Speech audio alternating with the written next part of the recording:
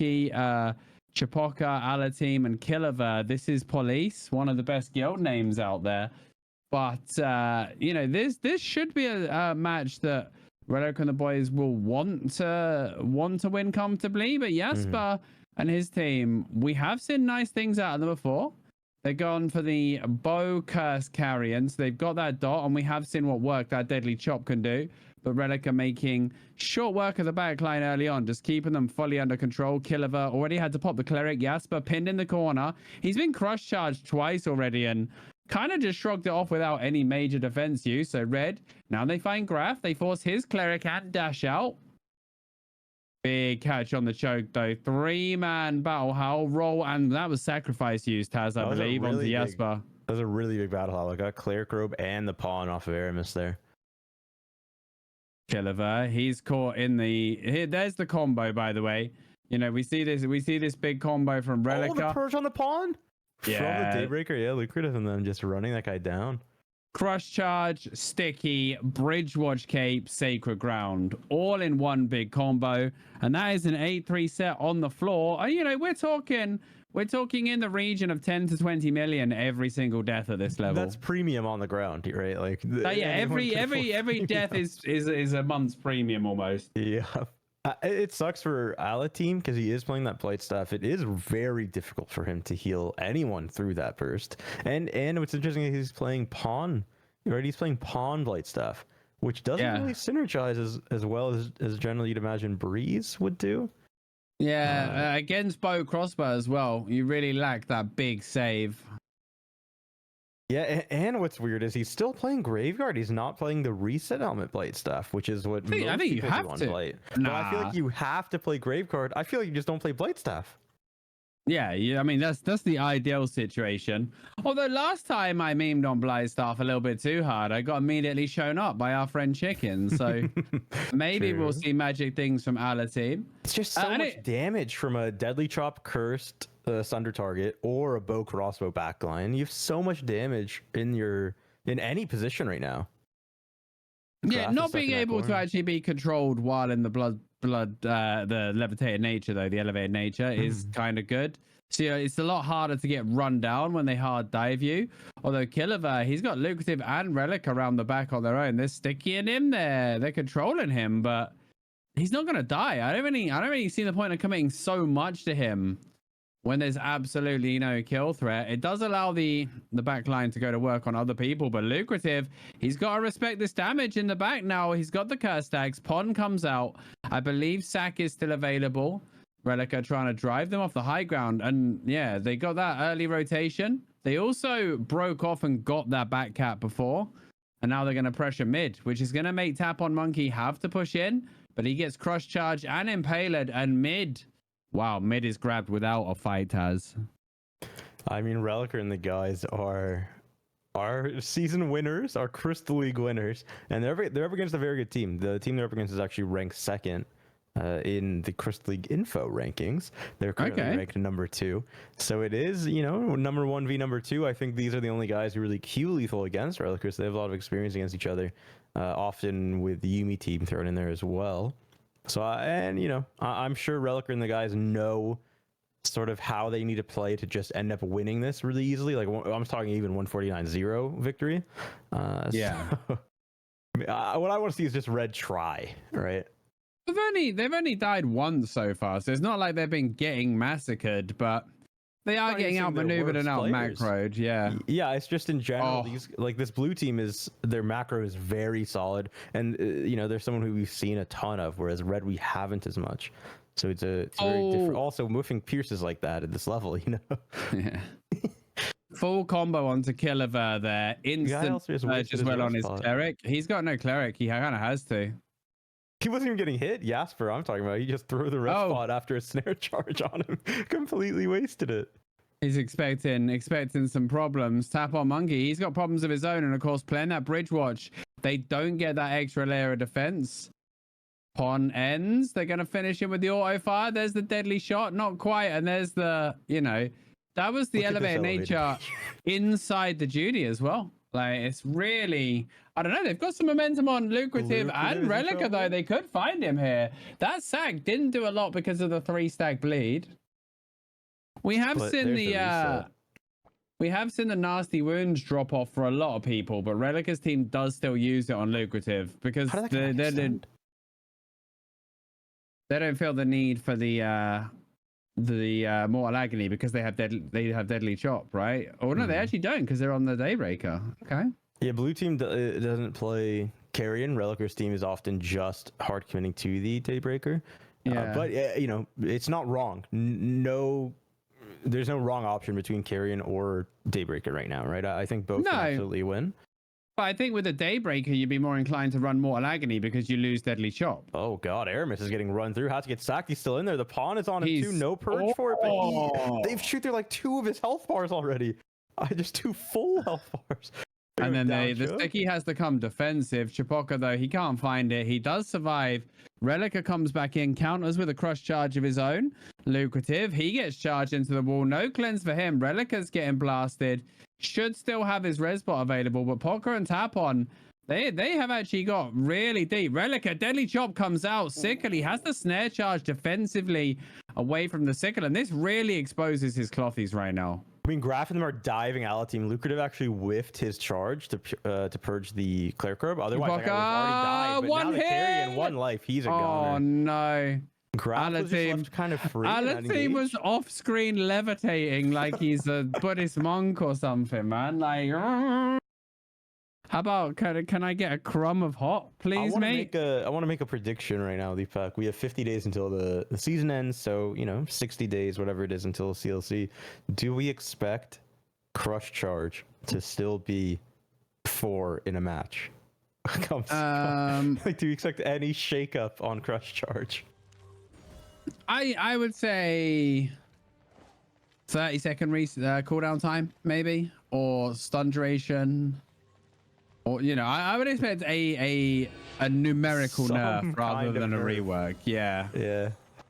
Some kind of nerf would be awesome on Crush Charge just to shake up the meta. But again, we're waiting on a content drop that I'm hoping comes a long time before the tournament, so people get used to the shapeshifter weapons and whatever balance patches will come between that. So this meta we're seeing right now, I'm hoping will be very different from what we see at the end of the season. This is a 3-cap against Red, though. This is going to be very, very painful for them. Oh, no, actually, Lucrative just charged down and bailed him off, yeah. The Lyran Kane as well. I mean, we called it out yesterday, but Lyran Kane on there is actually insane for the slow, as well as just that Crush Charge stun duration. It is a ton. Yeah. Does it have any effect? I know he's actually not running Sticky, but it wouldn't have any effect on Sticky, right? I don't know. Worth doing a little bit of testing there. Sticky Potion right now, it does show items T7 Potion slow field description instead of the actual description. Yeah, going on there. Useful information in there.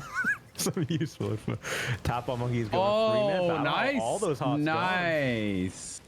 Look at the that was what they needed shoes, to do. Though. I mean, it's just instant. Yeah. And that's why these shoes are so good right now. Ale does get silenced though. His hot manager got Pond and Respot here, by the way, and Cleric. So he's used everything. Yeah. The whole kit here. Aramis needs to be a little bit careful though. He's getting his hot stripped. He got his Cleric purged. He's been stickied, but he's able to walk out of there. And this is one place I would say that the best is better than the rest. Like if that was blue, they wouldn't have let him go there, right? They would have known that they can commit to that and really pressure it. You would always see Graf and Aramis step up for that. Red just carried on front to backing, even though the target was away. Aramis was a free kill. They got the purge on the Cleric. This is crazy from Red to be going down choke right now, right? Like with this momentum, well, they have no time. Gotten mid. They have no time. They don't lose on this next rotation, but they might as well have lost. 1 point for sure. I think with that momentum, you need to have somebody capping mid and just defend choke, because now you lose in 20 seconds. Yeah, and like look at that levitating nature doesn't even get the tank to half. Your big heal quotation marks. And the issue with elevated nature, I don't even hate it what I hate is the fact that you're playing something that needs to constantly be stacking people, and then you're not stacking people for 5 seconds because you're channeling this like meme ability. Like, okay, you're healing these guys, but none of them are going to have stacks when you're finished. You're going to have to start stacking from scratch. Like, Jasper hasn't had a stack. This whole kite, he's run from mid to 10 without getting a single stack of healing. And that's not, you know, that's not because the healer's bad. It's because he spent 5 seconds channeling elevated nature. Let's go to a croaky as quick as we can. This one is still going on. 84 to 22. 84 to 22 right now. Blue team just got a kill, maybe even 2 when I got here. So they're looking to close it out on this rotation in about a minute. Red is on the last bit of life over on croaky. I see enough 8-4 that this makes you think it's non-lethal. This is definitely a non-lethal. Everyone is in 8-4. It's also 7 to 3 and there's no skeletons, which is also generally an idea. Yeah. Spiked gauntlets, by the way, on V-Glen. Not liking that. I ain't liking that personally. One hand fire for the rat cap. Look at him down there. Croaky one hand fire music, yeah. Take those 1v1s. I mean, they kind of have to, right? You're either all in for a kill. And I don't think all in for the kill is as good in non-lethal because the entire team's happy to die for 1 point, right? I think they actually wasted their time by sending that guy all the way over there. I think they needed to everyone go mid, run through, and just commit to kills because they lose in 20 seconds. Especially as their curse as well, one of their big momentum players. But no, they're actually on the retreat right now. And the one hand fire is absolutely blasting. Yeah, and I believe this is our last level 8, so we're gonna finish this one and then go to the video of the other match. Also, listen, at this level against the heavy mace, you've got to be faking if you're running artillery, you've got to be faking it a few times. Faking artillery, but even faking Circle of Life as well at this level, you'll see way more often. Because the tanks are so used to just shutting those down. At the highest level, tanks just watch your circle and look to interrupt it. I think without the Fiend Sandals, though, now that the Fiend Sandals are replaced by Crush Charge, it's a lot harder to interrupt, like the Snare Charge. So when you're running a Daybreaker heavy mace for a ton of hot purges, it makes Blightstaff even worse. Because it's the same reason that I tell healers they should never ever run Ice Block unless it's like a hard healer dive situation. Right? The reason you don't run Ice Block is because your job as a healer is to heal. And if you're not healing for 6 seconds, things are going to go drastically wrong for your team. And Elevated Nature, I liken that to Ice Block almost because you are not maintaining your hots. Right, which is like you said, Breeze might be the answer to that, right? And generally that's what we see, but right now I feel like you need Pawn, you need Sack, and neither of those things are good with the Blight stuff. So let's start this video up. You ready? I am ready when you are ready. We're gonna watch this one here that Robin recorded for us from the Lannister point of view. This is a level 8 non-lethal. All right, I have it had the up at 125 for me by Pele. Oh, okay. So I know what's gonna happen, but yep, I'm at 0-0, ready to go. Well, you mean I hope you're at 125 in the video. Yeah, 0-0 battle starts. Yep, 125 battle starts right here. Okay. Robin provided us with a timestamp because he's great at his job. Yeah, he did a good job here today. All right, 3, 2, 1, play. All right, so I can see for sticking out of the 10, it's very easy to know when there's a Daybreaker because it sticks out. But it was a fake out. It was a fake out. Riven actually swaps because you can swap. You can swap 8-3 weapons happily in non-lethal because you don't lose them. You wouldn't do that. Well, actually, people would do that in lethal. They are that sweaty, to be honest. So it's going to be curse for both sides then, making the healer's time very, very bad. Both healers, it looks like, playing the one hand. One, though, on the book. Udamar on the book. Sabota on the Mist Caller. I don't see how that plays out. I don't like Swoka being on the curse staff while they have the Daybreaker frontline, though. I do prefer seeing the double bursty backline with Daybreaker.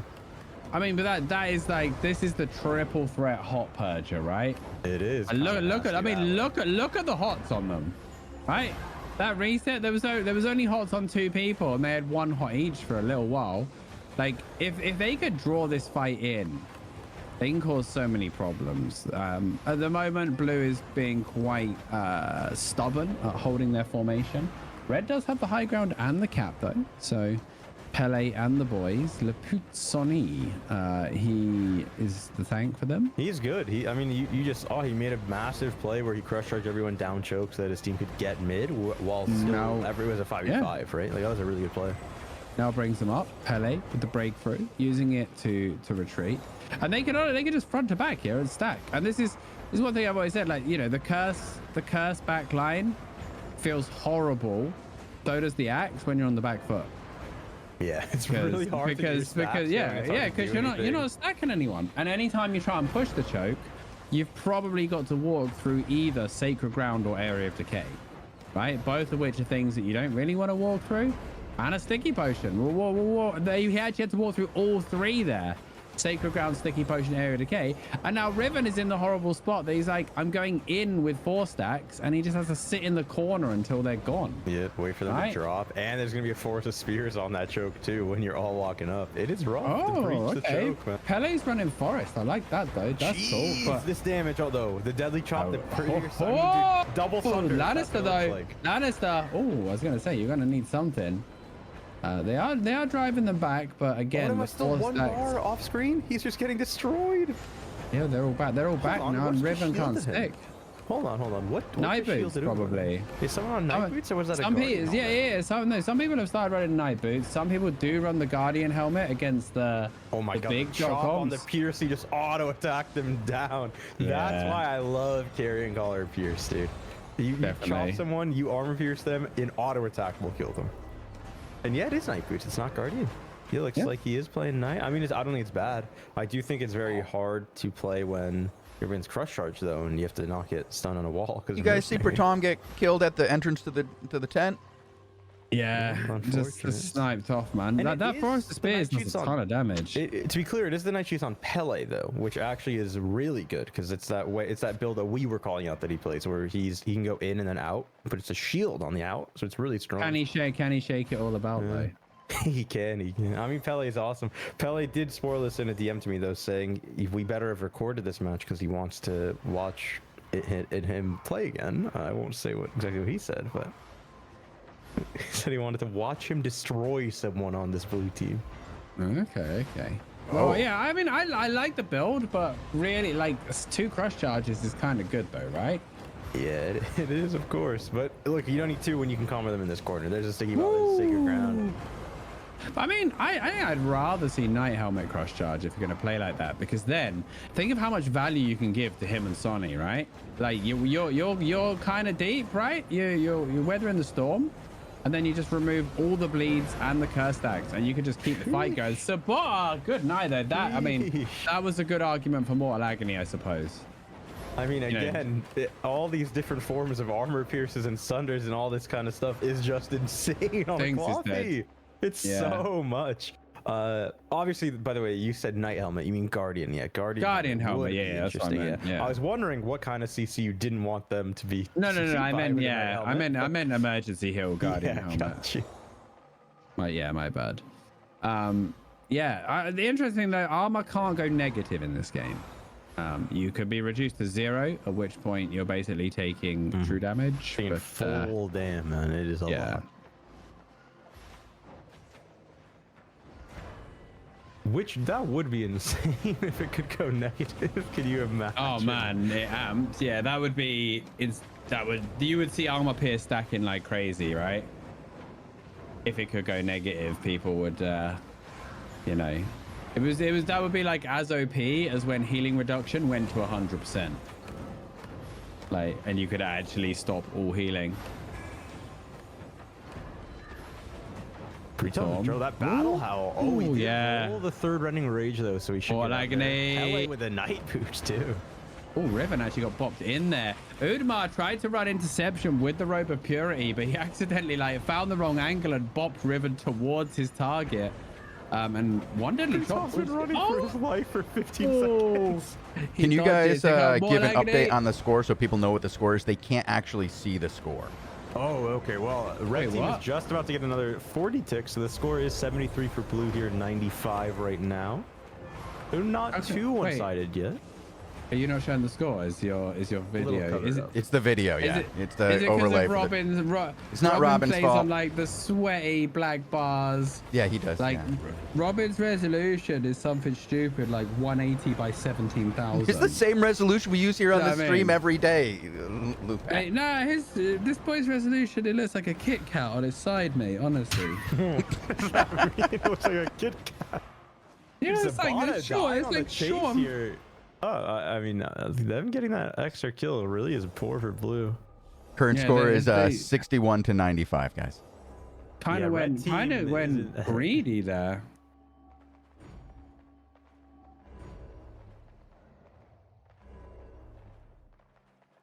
These guys are gonna have to wait for Zabata. That death timer desync does suck. It's not too bad, but like you said, you don't want to chain the deaths. Because you just get this like spike. Yeah, especially on the healer. But I mean, look at that. He runs Circle of Life, so he just resets everyone, and they're good to go. This is always nice though. I love seeing this curse play. Yeah, love seeing that area decay on the choke. Forces them to stagger when they come out. Waste time, waste effort healing, and then it also helps because they're spreading and staggering. It gives you space to get your two frontliners down for the inevitable interrupt. Do you think Red is just going to brawl here, or will they pull back after securing? I think for sure you brawl and get the 40. That's all they really care about right now. I will say Lannister wasting Bridge Watch there does suck, because blue team's like conditioning it back into this match, I feel like, relies on the massive combo just on somebody, and now they don't have Bridge for a little bit. Bridge doesn't synergize well with Dreadladen either, does it? True. It's like anti-synergy if they try to run that. Oh, Sabata caught the tail end there of the breakthrough. Was on the other target. He just got poked by the absolute end of the hitbox. And Pele was like, oh, this works as well. Mortal Agony him. And that's going to be game. That's just it. Yeah, that's GG. It's over. Blue team gonna have to just call it up as Riven dies. That will be GG. Really, really good match there from Pele. From Pele's team. Like Laputa Sunny played very, very well. Udama living that dive that time was crazy. Yeah. Blue team had some good moments there. I mean, it wasn't super one-sided. Stings was actually top DPS there, but yeah, it was okay. Yeah, I mean, of course.